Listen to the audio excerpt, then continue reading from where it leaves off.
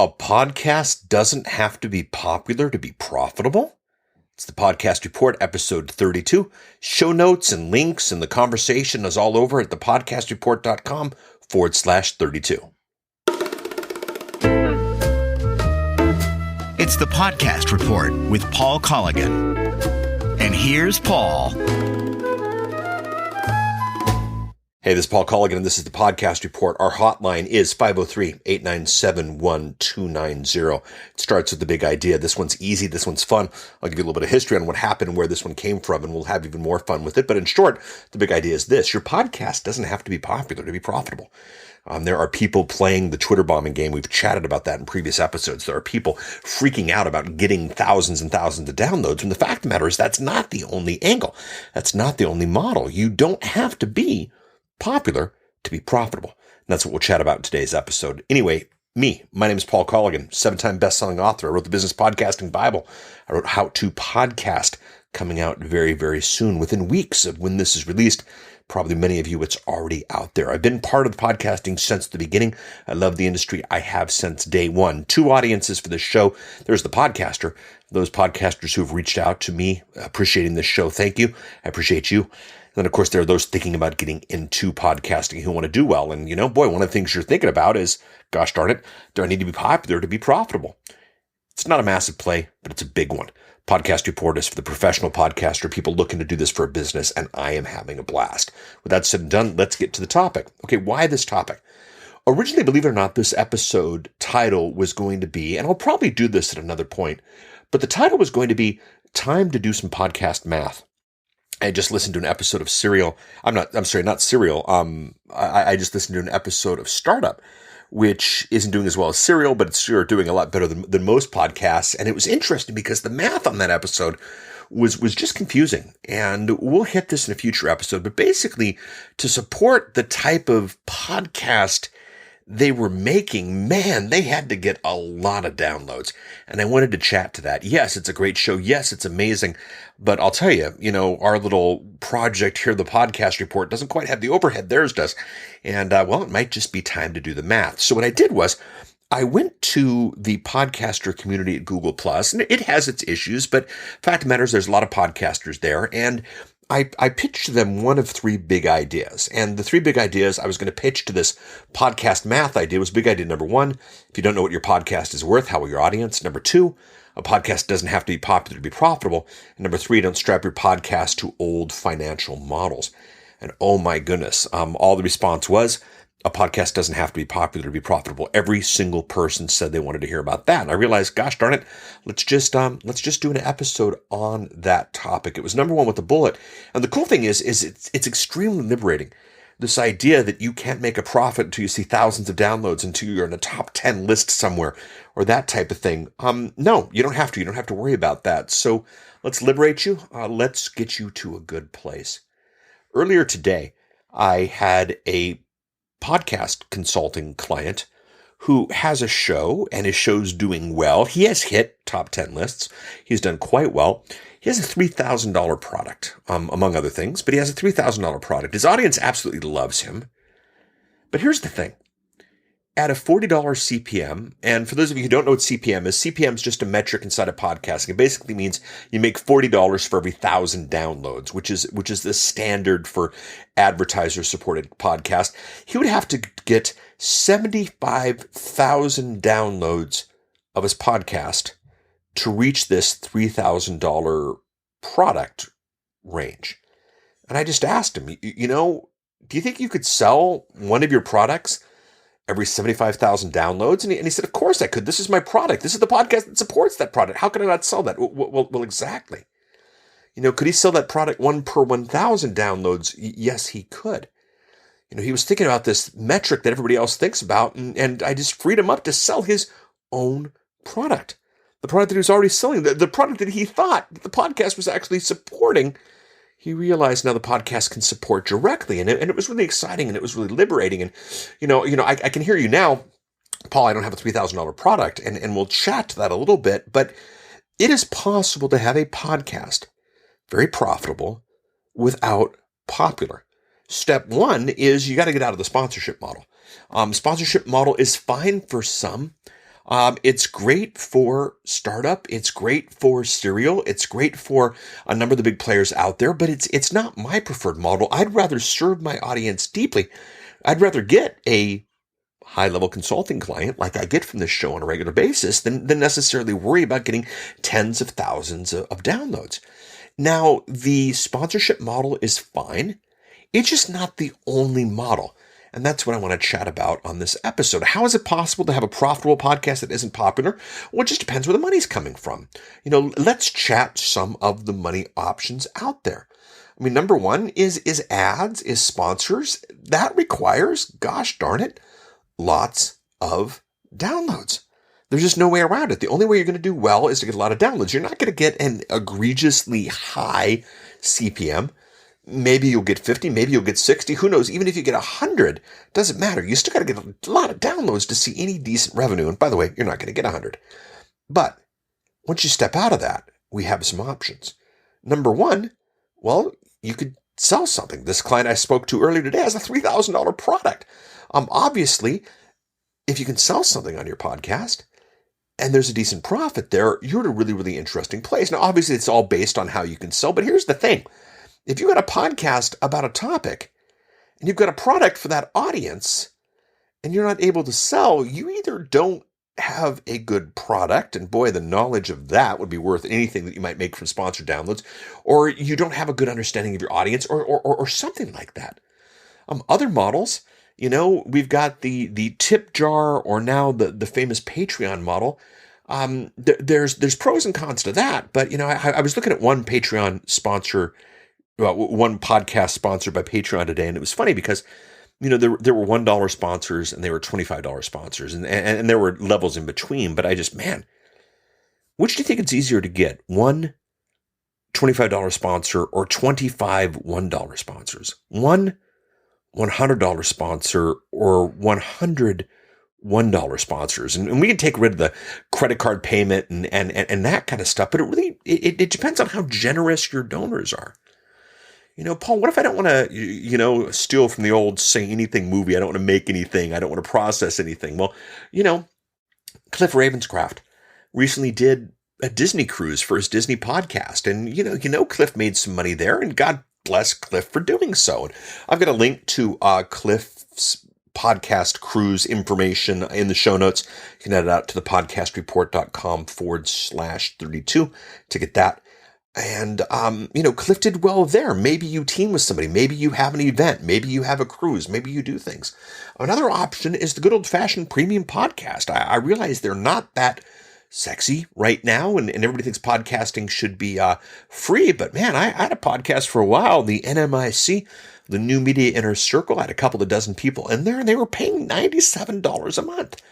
You do $20, or 20 users, and I had more than that, but I'm just making the math easy on me. 20 times 97, I still can't do the math. It was good money. It was good numbers to get together with these people on a regular basis. That was 20 customers, 20 listeners to a podcast, and it was extremely profitable. Another option to take a look at is maybe it's a twist, it's a play on the premium side of things. Maybe you give people special access. If you've got any sort of following on your YouTube channel, right now it's about 5,000 subscribers. If you got 5,000 subscribers, you can do a paid channel at YouTube. Maybe you record your episode live in front of a camera to your YouTube audience. And then all that's managed by YouTube. That's managed by Google. Well, who would do that, Paul? Well, a lot of big radio guys are doing that right now, paying to watch the recording of it live and the interaction that comes with that. And think about this. If you had 20 people, just 20 people paying $2 a month, that's going to make you the same amount of money as a weekly show with 250 downloads. What do you think you could get? 20 people paying you $2 a month or 250 downloads? And you can do the math, and that can go higher, and $3 a month makes it less, or $4 a month makes it less. I just want to give different options out there, but the fact of the matter is, just a few bucks from the right batch of people, and you're a really good place. A lot of bucks from one person, and you're at a really good place. So how do you work this out? If you're listening to this podcast at all, I speak to the 4 M's of podcasting: market, message, money. media. You got to figure out who your podcast is for. And all the amount of people who tell me, oh, my podcast is for everybody. Okay, if your podcast is for everybody, it's for nobody. And if you've listened to the podcast for any time, you know that. What's your market?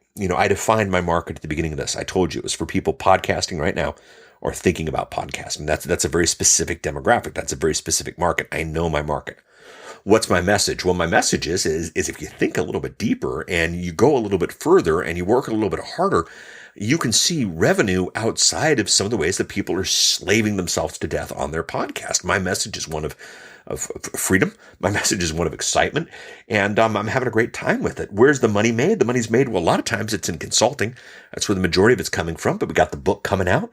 Got a podcast course coming out. I'm not going to sell ads for anything on my show other than my own stuff. What's the media? Well, the media is podcast. That's what you're listening to right now, or maybe it's not. Maybe you're reading the transcripts that either came because someone forwarded them to you, or maybe you bought them at the Amazon Kindle store, or that type of thing. I worked it out. That's my model. What's your model? And I can hear the hesitant right now. Oh, Paul, that's fine for you. That's so much work, but really, it's not. If I told you that there was one customer out there, just one customer, who would pay you $1 million to podcast, how hard would you work to find that customer? You would work very hard to find that customer, and the entire process that you took on, your attention, your effort, your focus, everything that you were would be to find that $1 million customer. You would find who that market is, that one person. What is the message they need to hear? Because the money could come from them. So if you work that hard for $1 million customer, why won't you work that hard for $1 million podcast? Just a thought. Just something I want to walk you through. Market, message, money, media. That's how you work this stuff out. So what am I doing? I'm producing a podcast for the purpose of selling my podcasting training, my podcasting books, my podcasting consultant. I got 2 gigs this week, actually, that I was working on that did make me, not would have. I'm not waiting for checks for anybody. The money has come. That would have made me a lot more money than if I was 40 CPM on the show, or if I was even 100 CPM on the show. And to be honest, if I was 200 CPM on this show, and I'll tell you, a show where I just speak heart to heart, podcaster to podcaster, and then let the revenue come in some other way is a lot more natural than, imagine if I said, and now we've got a break on the show for GoDaddy, and I told you to buy an ad, or a domain name, or I told you to buy a razor, or I told you to buy a blowout bed, or something like that. That's a disconnect. If I tell you to head out over to www.howtopodcastbook.com, okay, that's interesting. So by me selling my own stuff to my own audience, the transition's easy, and you can do the same. Now, this podcast got me a gig at, the 2015 podcast movement event, where I'll probably sell more copies of my book, and I'll probably sell copies of my podcast products and that type of thing. The How to Podcast book came out, the audience, we were a #1 bestseller in pre-sell in 4 different countries as a result of this podcast. The check I'm going to get from Amazon, the day this thing releases, or the check probably won't come the day this releases, but the check represented by the money the day it releases again would be more than if I put, a $40 CPM on this show. So what do you do with this? It's funny, and I'll link to this conversation in the show notes. You can head out to thepodcastreport.com/32 to see the link. The different people said their different things, and all of them said some version of, I want to hear about, this one first. But one guy said, oh, podcast just because it's fun. For goodness sakes, definitely podcast just because it's fun. But don't listen to my show about podcast monetization if you're not interested in making money from the podcast. That's okay. It doesn't have to be a popularity game to see a profit. If you want to work your way into sponsors, that's one fine model, but realize that's not the only model out there. And personally, if you don't have a big ticket product, well, go back to market, message, money, media. Maybe you find one in there if you take through that process. Maybe you rejigger your show. Maybe you stop, reinvent, do what you're doing, relaunch season 2. I watched Michael Hyatt, 100 episodes of is extremely popular. This is Your Life with Michael Hyatt. And to go from one model to an extremely different model because you rejiggered a show, if it's good enough for Michael, it's good enough for you, and you can do this. I know that you can. So your podcast doesn't have to be popular to be profitable. Please don't believe the lie. Love your thoughts on this one. We're all over social media. The long and short of it is you can go to thepodcastreport.com/Twitter to find us on Twitter, or /Facebook to find us on Facebook, or /Google Plus even. I put up a Google Plus page if you want to go that way. You can make a comment right on the website over about this specific episode at thepodcastreport.com/32. One thing we do here at the Podcast Report, if you're not familiar with it, is we have the show hotline, 503-897-1290. Feel free to call in. Feel free to leave a voicemail if you'd like. But one thing everybody's doing, well, not everybody, a lot of people, texting hashtag EP in the episode number. So text hashtag EP32 to 503-897-1290, and I will get you the transcript for today's show. I will also get you the mind map that I kind of worked today's show from. Some people find those to be very, very interesting. The links that I've got over at thepodcastreport.com/32, the link to the message at the Google group, a link to Podcast Movement that I told you I'll be at. It'll be a lot of fun. If you're there, come by, say hi. A link to the How to Podcast book, and a link for information about Cliff's Disney cruise, because I thought that was a really, really brilliant idea. Next episode, we don't have that one figured out yet. I got a long list to pull from, but I'm open for suggestions. If you want to go out on any form of social media and make suggestions, or heck, email us at thepodcastreport@outlook.com, and who knows what we might do. You can certainly leave voicemail if you'd like. I'd love you to subscribe to the show. If you haven't subscribed to the Podcast Report, you're not getting some of the real power of podcasting, and I wouldn't be a good podcast about podcasting if I didn't recommend that. Once you subscribe, and you can do it on iTunes, Stitcher, Pocket Cast, TuneIn, Spreaker, iHeartRadio, Overcast, I don't care. And by the way, all those are at thepodcastreport.com/iTunes, /Stitcher, /Pocket Cast, /TuneIn, /Spreaker, /iHeartRadio, /Overcast. They're all there. Subscribe. Get yourself in a situation where every time we release a new episode, you are updated automatically. That is the power of podcasting. And then you don't have to maybe stumble across what I've got, on social media next week, but actually get updated when it happens. Reach out to me on social. Leave a review for me if you'd like inside of iTunes or Stitcher or those places. With that said and done, thank you so much. Get yourself a profitable podcast. Talk to you next week. Bye.